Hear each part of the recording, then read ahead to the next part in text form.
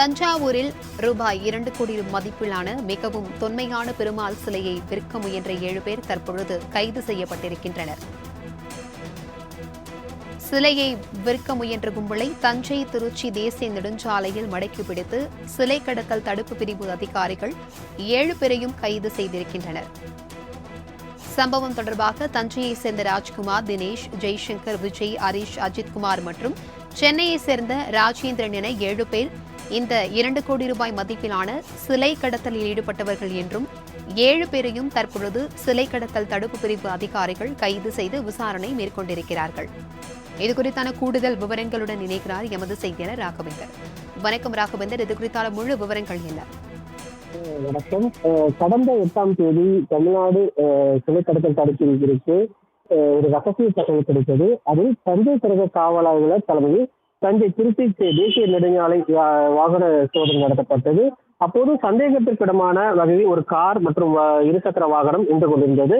இதில் அந்த வாகனத்தில் சோதனையிட்ட போது அந்த வாகனத்தில் ஏற்கனவே ராஜேந்திரன் என்ற ஒரு சிலையை சேர்ந்த நபர் மற்றும் ஜெய்சங்கர் மற்றும் தினேஷ் உள்ளிட்ட ஒரு 7 பேர் அந்த காரில் இருந்திருக்கின்றனர்.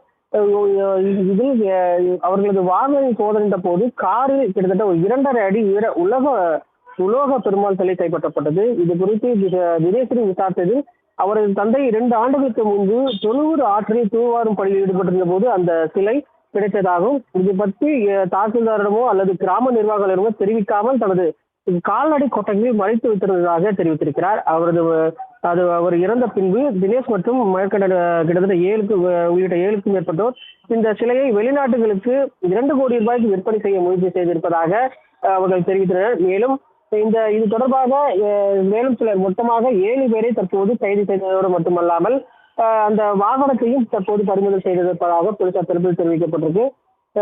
சிலை வாங்கிய தொடர்பான ஆவணங்கள் எதையும் சமர்ப்பிக்கப்படாத காரணத்தால் அவர்கள் 7 பேரும் தற்போது கைது செய்யப்பட்டு விசாரணையானது நடத்தப்பட்டு வருவதாகவும் சிறையில் அடைக்கப்பட இருப்பதாகவும் சிலை கடத்தல் தடுப்பு போலீசார் தரப்பில் தெரிவிக்கப்பட்டிருக்கு. தகவல்களுக்கு நன்றி ராகவேந்தர்.